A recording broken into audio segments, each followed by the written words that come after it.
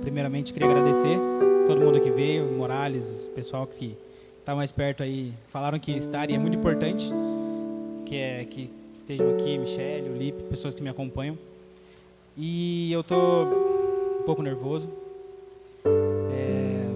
Vou falar um pouco, vou tentar trazer de uma forma mais prática, né, o que eu quero trazer para vocês, trazendo a minha vida, o meu testemunho, o que eu vivi. E eu sei que muitas pessoas que estão aqui vão entender porque compartilharam esses momentos comigo. Então, para começar, eu vou ler o texto. Vou começar com Isaías 53. Vou ler do 1 ao 5. Quem puder ler comigo, por favor. Isaías 53. Quem deu crédito à nossa pregação e a quem se manifestou o braço do Senhor? Porque foi submetido como renovo perante a ele, e como raiz de uma terra seca. Não tinha beleza nem formosura. E olhando nós para ele, não havia boa aparência nele, para que o desejássemos. Era desprezado, o mais rejeitado entre os homens, homem de dores e experimentado nos trabalhos. E como um de quem os homens escondiam o rosto, era desprezado, e não fazíamos dele caso algum. Verdadeiramente ele tomou sobre si as nossas enfermidades, e as nossas dores levou sobre si, e a nós o repudiávamos por aflito, ferido de Deus e oprimido. Mas ele foi ferido por nossas transgressões, moído por causa das nossas iniquidades, e o castigo que nos traz a paz estava sobre ele, e pelas suas pisaduras nós fomos sarados. Essa passagem, né, do livro de Isaías traz uma identidade de Jesus que foi muito diferente do que todo mundo imaginava do Messias. E Isaías mesmo, o profeta que ele é conhecido como o profeta messiânico, o profeta que mais falou de Cristo. Ele anunciava as vindas de Cristo cerca de 750 anos antes da vinda do Messias. Ele já falava que viria o Messias. E a profecia dele foi se cumprindo com o nascimento de Cristo, né? Ele falou muito, as profecias que mais impactam, que mais foi falado, foi que ele falou que com ele viria o Espírito Santo. Em Isaías 11 ele fala isso, e se cumpre em João. Falou que nasceria de uma virgem, e em Isaías 7 ele fala isso, e se cumpre. E o ponto mais importante que eu quero chegar é quando ele fala que que o Messias sofreria e morreria pela gente. Ele fala isso em Isaías 53, 5. E trazendo para a minha vida, para o que eu vivi, quando a gente fala de sofrimento, é normal que todo mundo fale assim, eu já sofri na vida. Eu já sofri, eu já passei por isso, já passei por dores. Só que o que Jesus passou, cara, impressionante. Eu vou dar um pouco do meu testemunho para vocês, tentar trazer para vocês um pouco do que eu passei. Eu me batizei com 23 anos na Quadrangular. Fiz parte do ministério durante um tempo, 3, 4 anos, onde eu conheci metade das pessoas que estão aqui, pastor Felipe, Jonas, Wesley eu conheci lá, o Léo. Eu conheci nesse período da minha vida, que eu estava na igreja. E lá eu conheci o amor de uma forma bem palpável, bem humana. Pessoas que me acolheram, que estiveram comigo em momentos que muitas pessoas do mundo não estariam, porque não entenderiam aquilo que eu estava passando. E eles, com o conhecimento do mundo espiritual, estiveram do meu lado, porque sabia que aquele momento era um momento da minha vida. E por consequência da vida, escolhas erradas, eu acabei saindo da igreja depois de um tempo. Passei 4 anos no ministério e acabei saindo. E por consequência disso, vivi outras coisas. E essas mesmas pessoas que estavam comigo na igreja, estiveram comigo fora da igreja. Eles me acompanharam de uma maneira integral. Então eles viveram comigo o lado Jonathan na igreja e o lado Jonathan fora da igreja. Eu sempre tentei ser muito sincero com eles. Falava, cara, eu não tô afim, o Jonas é prova. O Jonas falava, vamos para a igreja? Eu falava, não quero ir para a igreja agora. Eu estou tranquilo do jeito que eu estou bem. E o Jonas me acompanhou. Ele não só me acompanhou, ele cuidou. O pastor Felipe é a mesma coisa, ele cuidou. Ele se dedicou, ele se entregou. Só que as bênçãos e o cuidado de Deus foram se renovando na minha vida sempre, a todos os dias, que eu vou ter... Cara, um exemplo muito claro, o pastor Felipe, ele foi para a praia e me convidou para ir para a praia. Eu não tinha vínculo nenhum com o pastor Felipe, a não ser uma amizade que a gente regou durante um tempo. Mas naquele momento eu não tinha vínculo com ele. Ele falou, vamos para a praia. E eu fui para a praia com ele. E lá ele falou tal da ideia que tinha para o ministério, que ele queria subir. E ele falou assim, eu quero você comigo. Por dentro eu dei risada. Eu falei, Você acha? Bobo. Mas eu falei, não, claro, vamos lá, um dia eu volto para a igreja, um dia que eu voltar, eu vou estar lá. E ele falou, eu quero você comigo. E o tempo foi passando. A Débora comentou aqui de um fato que aconteceu na casa dela no final do ano passado. Então, mesmo eu estando na vida errada, mesmo eu estando fazendo tudo que era contra a igreja, eu tinha vínculo com pessoas, eu tinha uma aliança com essas pessoas. E a Michele foi a pessoa que mais profetizou sobre a minha vida. Tudo que eu vivo hoje, a Michele já me profetizava antes, ela já falava antes. Até no começo desse ano, na pastelaria, ela falou assim, o que você entrega para Deus, Ele não te devolve. E você entregou a sua vida. De novo, eu ri. Até porque aquele dia eu estava levemente alterado. Eu ri. Falei assim... E Deus foi passando, e a vida foi passando, e Deus falou assim, cara, agora é a hora. Vamos lá. E mesmo assim, eu fazendo essas coisas, eu voltei para a igreja, em um caminhar gradativo, bem devagar, bem tranquilo. E Deus continuou agregando pessoas à minha vida, para você ver como o amor de Deus ele é imensurável. Ele continuou agregando pessoas para cuidar de mim. Rômulo, a própria Débora, pastor Claudemir, pastor Tiago, ele foi agregando essas pessoas no meu caminho, no meu voltar. Então eu já tinha pessoas que me acompanhavam, aí agora eu tenho novas pessoas que talvez não conheciam o meu passado, mas que conhecem o meu agora e está me acompanhando agora. Então eu queria trazer para vocês o amor que Deus sentiu por mim, o amor que foi depositado na minha vida, a graça que foi jogada sobre a minha vida, que por mais que muitas vezes eu não acreditei no que foi falado para mim, porque muitas vezes eu desacreditei do meu próprio ser, da minha própria capacidade. Deus falava, não, você é capaz. E existem pessoas à sua volta que acreditam em você e sabem do seu potencial. Pessoas à sua volta que sabem mais do seu potencial do que você mesmo. E essas pessoas cuidaram de mim. Então, esse é um pouco do meu testemunho. E hoje eu estou de volta. Quiser saber um pouco mais, pergunta para a Michele que ela sabe tudo. Agora... vou tentar trazer para vocês agora um pouquinho, voltando para o versículo 3 de Isaías. Eu vou ler aqui para vocês o 3. Só um segundo. Era desprezado, o mais rejeitado entre os homens de dores, experimentado no trabalho, e como um de quem os homens escondiam o rosto, era desprezado, e não fizemos caso algum dele. A palavra que é mais citada nesse versículo é o desprezado. Cristo foi desprezado. Quem aqui já foi desprezado? Já sentiu a dor do desprezo? Meu pai fala muito isso. Meu pai fala assim, não existe dor maior do que a dor do desprezo. De ser descausado, de não ter sido importante para ninguém, de chegar ao momento e não ser importante. E Jesus sentiu isso. Ele foi desprezado por aqueles que era dele. Ele foi desprezado por todos. Ele veio por uns e foi desprezado por eles mesmos. E ele sentiu dores, cara, que... eu mereço sentir por tudo que eu fiz. Eu merecia sentir a dor que Jesus sentiu. Nós merecíamos sentir a dor que Jesus sentiu. Nós merecíamos ser desprezados. Era a mim que os homens deveriam esconder o rosto. Era a nós que os homens deveriam esconder o rosto. Não a de Jesus. Ele era santo. E ele se entregou de uma maneira integral e verdadeira. Ele sentiu dores que pecadores deveriam sentir. E Jesus não era pecador.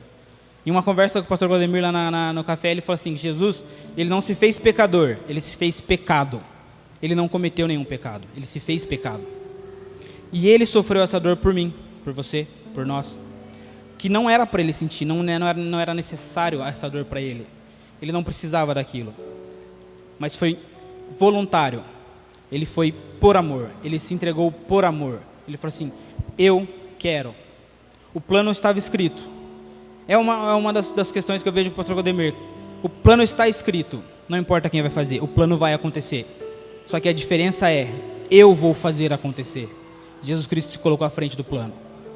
Talvez eu não faça parte do plano, eu, Jonathan, mas se eu me colocar à frente, a partir desse momento eu faço. O plano vai acontecer, é que nem um rio, ele vai fluir. Se eu entrar no rio, eu vou me molhar. Agora, se eu não entrar, eu não me molho, mas o rio vai continuar correndo, independente do que você faça. O plano vai acontecer. E Jesus, ele só quis fazer parte desse plano. E se você for um pouco mais para o 7, um pouco mais para baixo, eu não li o 7, mas se você descer um pouquinho mais, ele vai dizer que que Jesus ele se calou.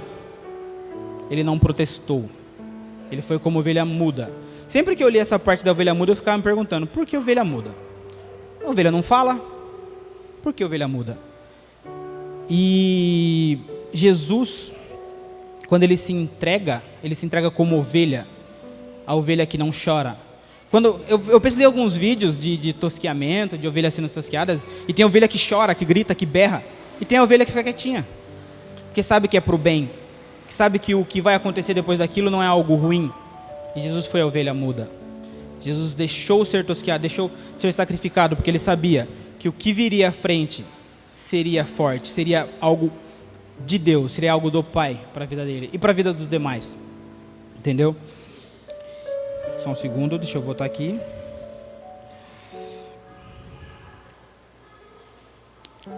No 11, eu também não li o 11, mas eu vou ler para vocês. Depois de tanto sofrimento, ele será feliz por causa da sua decisão. E ele ficará completamente satisfeito, e o meu serviço não tem pecado, mas ele sofrerá o castigo que muitos mereciam, e assim os pecados deles serão perdoados.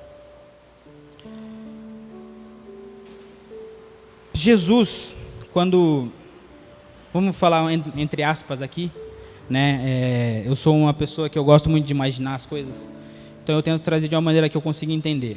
Vamos supor, no meu ponto de vista, tá, entre aspas aqui, colocando entre aspas, eu imagino que Jesus estava lá, tranquilo, e Deus estava falando sobre o plano, que a terra precisava de um ajuste, precisava de uma lição, e ele precisava fazer alguma coisa, e eu imagino Jesus falando assim, deixa que eu vou. Porque no final o trabalho vai ser bem feito, eu vou fazer por muitos, eu vou fazer por eles. Eu vou fazer para que eles saibam, eu vou me entregar por eles. Então, eu gosto de usar a palavra por eles, para eles, com eles, porque, cara, Jesus fez pra gente. Jesus não fez por ele.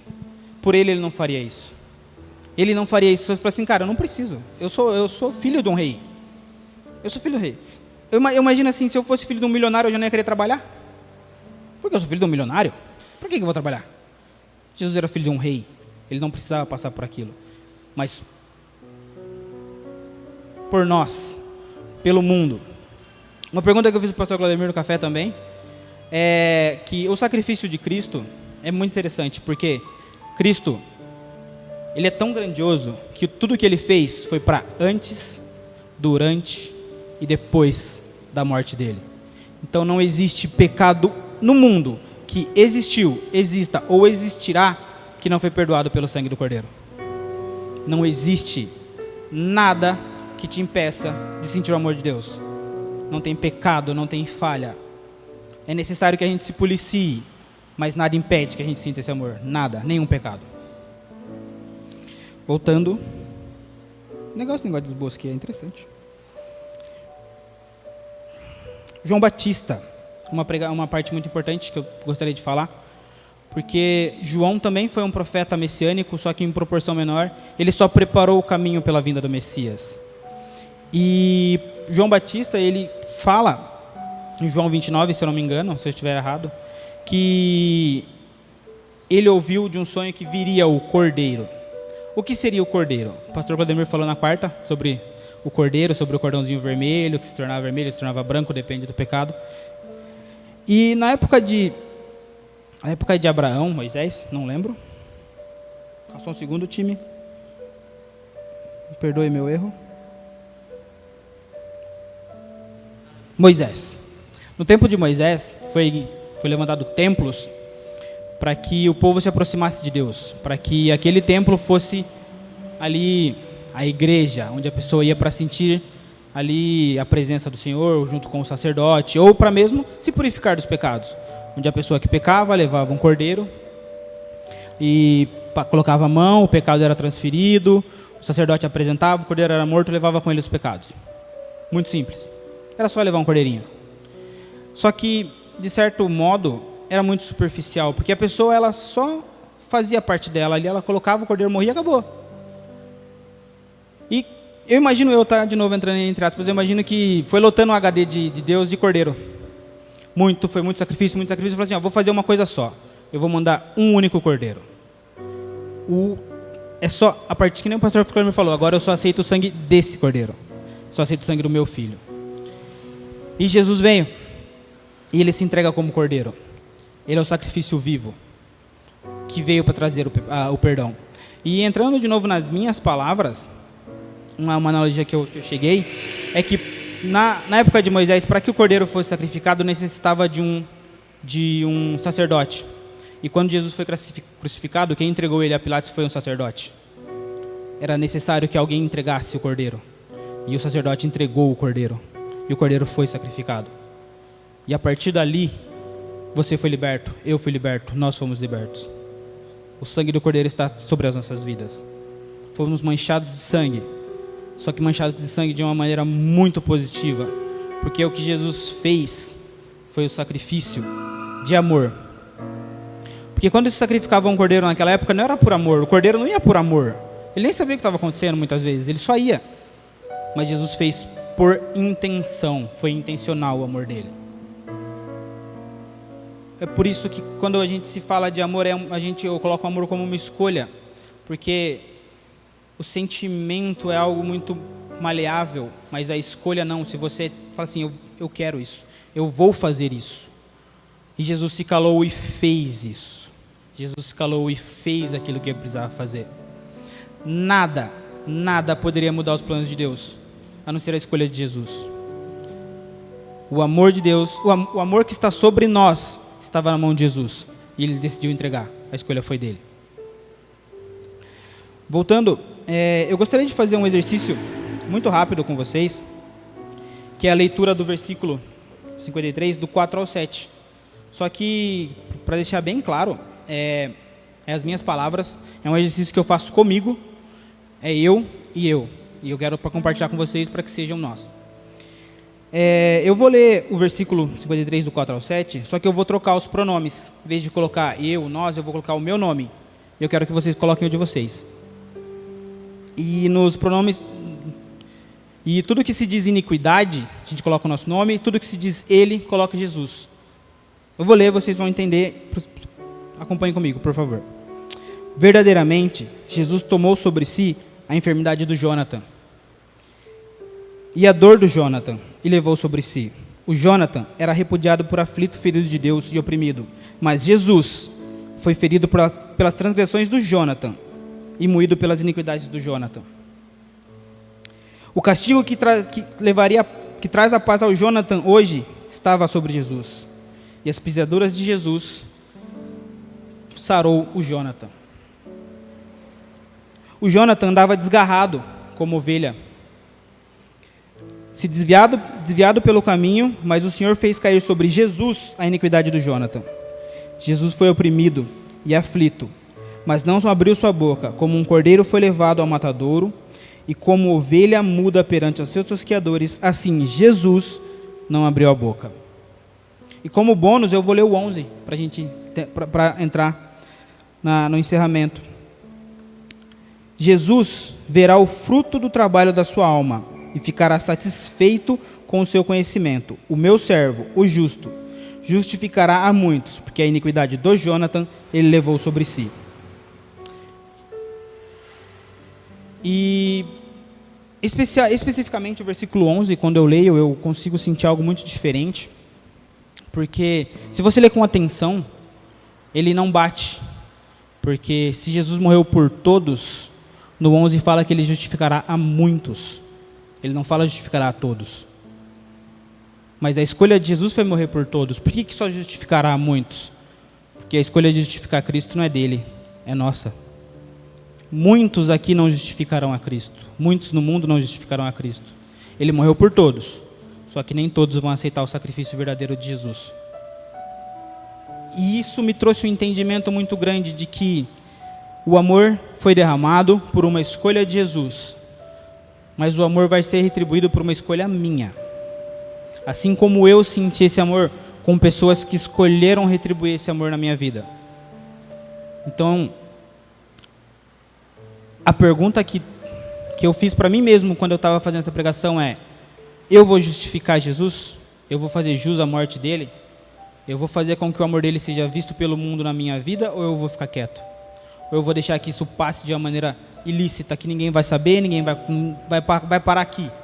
Porque o amor, cara, como ele falou, ele morreu pelos pecados de antes, de agora e de depois. Se eu vivo agora, o perdão tem que ser passado para depois. Ele tem que ser repassado. Talvez eu não viva daqui 50 anos, mas o agora ele tem que ser feito. E as gerações que virão também têm que entender isso.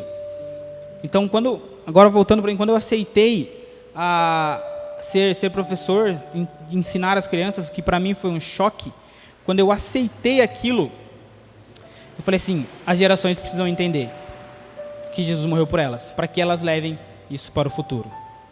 E meu apelo é esse: se entregue, se arrependa dos seus pecados. Jesus te ama, Ele morreu por você. Não deixe que o amor dele passe em branco na sua vida. Amém?